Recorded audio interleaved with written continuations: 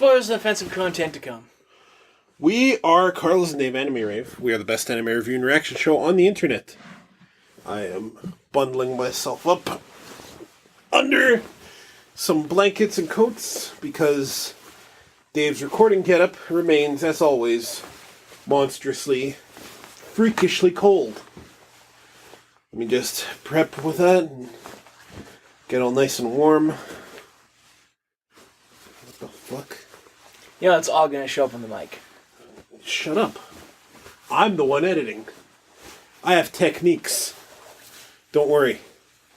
I got filters and shit I can run. Okay. I'm ready. What are we watching? Kino's Journey, number 4.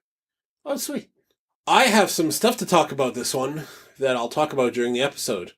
Specifically stuff that I was curious about editing the last bunch of 3 that I then looked up. And then after I put it up, we got comments kind of confirming some of my suspicions.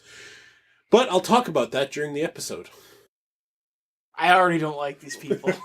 Gee, I wonder what fucked up country we're going to see today in Ship Country. Oh, you just need to oversee the lower class. They're also lured. They're not dignified like us in our inverse color Ku Klux Klan outfits. You know, you can stop cosplaying as mages now, guys. I'm quite glad to hear that. My face may not show it, but I've lived a long life. I'll be turning 55 soon. And in all those years, you are the kindest stranger I've met. When we meet travelers in this country, typically they wear the garb of the Tower Clan and give us orders while brandishing their weapons. Allow me to introduce you to your guide, sent from the Tower. This is Tifana. Most know her as T.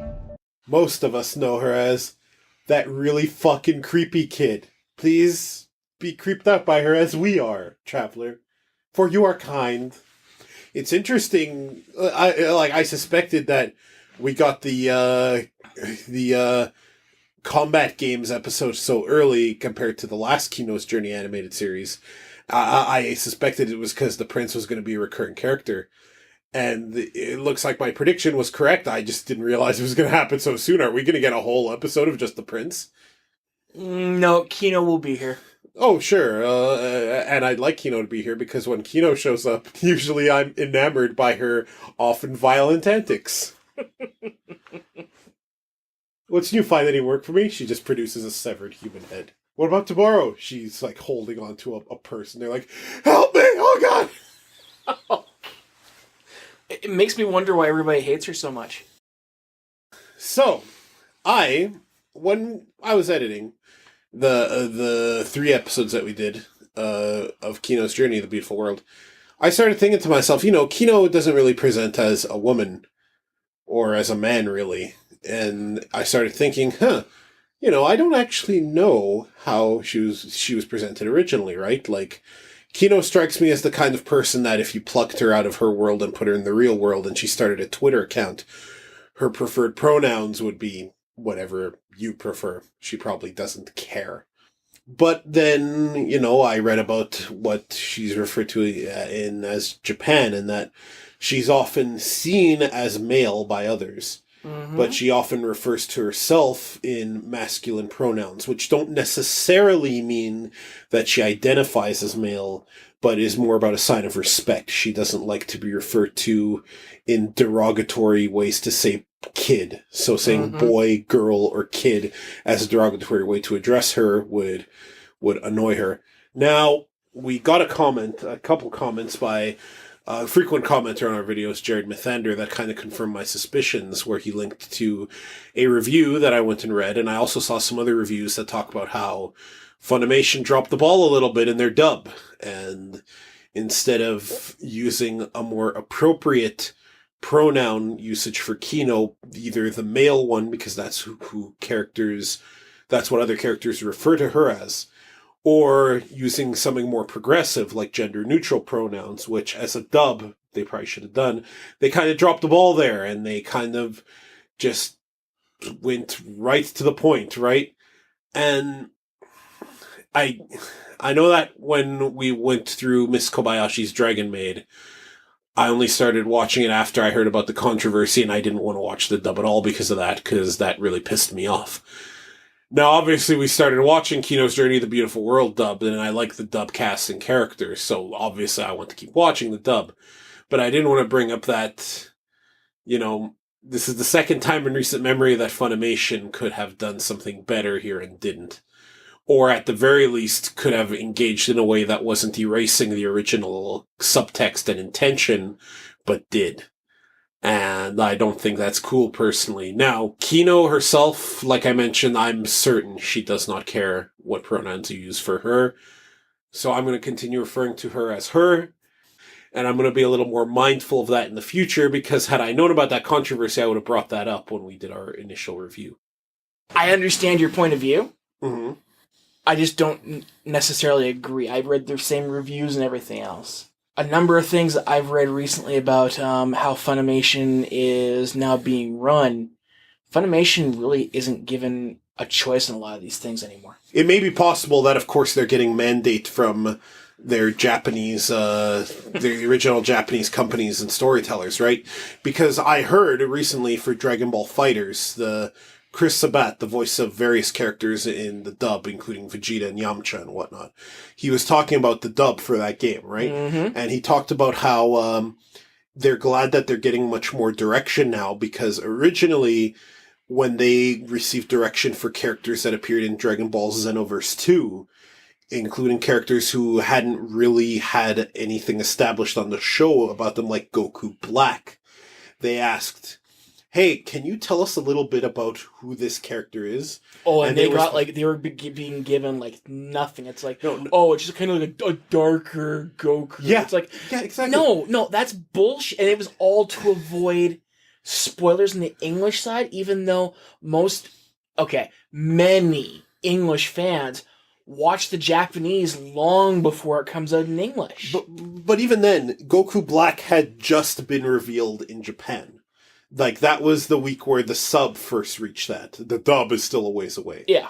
And Chris Sabat said they even went back and said, okay, listen, we need more than that. To properly do our job and act the character correctly, we need to know who this character is. And then they got told again, think of an evil Goku.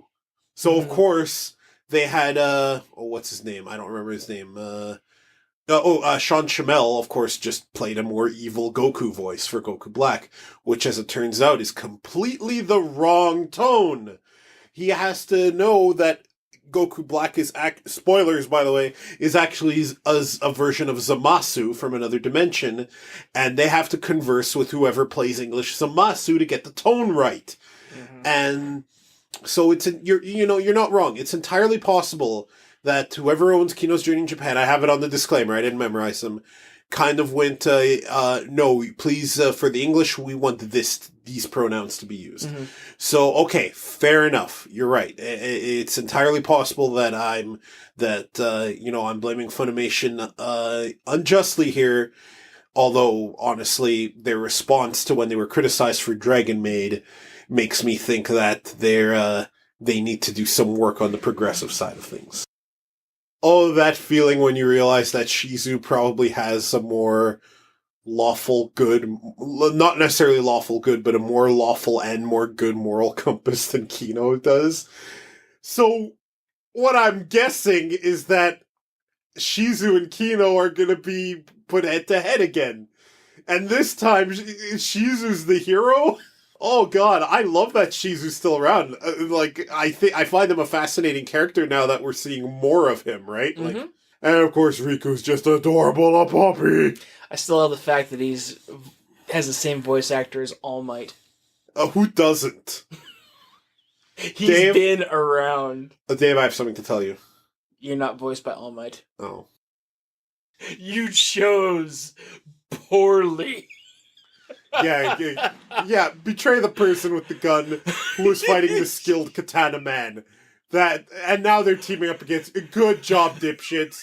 What are you, the Guardians of Oa? The incompetent robot elders of Futurama? Stupid decision. Fuck. Hey, this is great, assholes, and all that.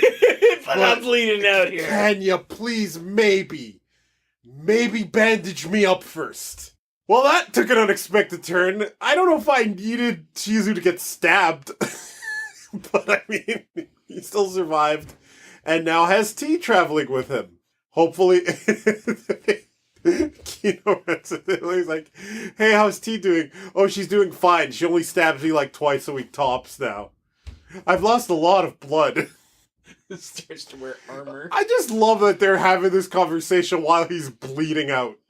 Just amazing. Like, okay, can we prioritize the wound first and then? Like... Well, like, I called it that she had the grenade as well. Wouldn't that be a thing if fucking that's how it ended? Well, Shizu's story ended tragically. Oh, well, Kino would have inherited a dog. Stupid, incompetent elders who didn't exist. Well... Or kind of existed. They were AI. They did, exactly. So AIs do exist. So did the AIs just kill themselves? Right there and then? Like, you couldn't just explain things? One thing that none of these countries like to do is explain why they did certain things. They just give up. Yeah. I have nothing to add to that. You're absolutely right. Some of these countries are stupid. Kind of surprising that Kino would go with the Taskmasters. But is it really? But then again... Here's how I think... She did say that she wasn't intending to shoot anybody, so she just would have been one of the nice ones. Here's how I think that conversation went. They're like, you can choose to work with the rabble, or you can keep them in line and live in comfort. Yeah, I think I'll do that second one. And I think Kino pondered it for exactly 0 seconds. Well, she would have less of an impact. I don't understand. Like, you're smiling at me like you made a pun, but I don't get the pun. No, it was not a pun. No, Kino would have less of an impact on everybody. She's, that whole neutrality thing. She does try that. You see what you've done to me? I think everything's a pun now. I've granted you a great gift. No, you've given me a horrible curse. A horrendous curse. The curse of flesh. You're an old god, and I was once steel. I don't know where this is going. Carlos Dave Anime Rave is the best anime reaction show on the internet. You can find us at animerave.xyz. But before we let you go, we have a regular feature on the show, and that's Dave's final travel advice. Go ahead, Dave. Don't go on the ship country. Tune in next time. Yep. The advice you're going to give every episode is don't go to X.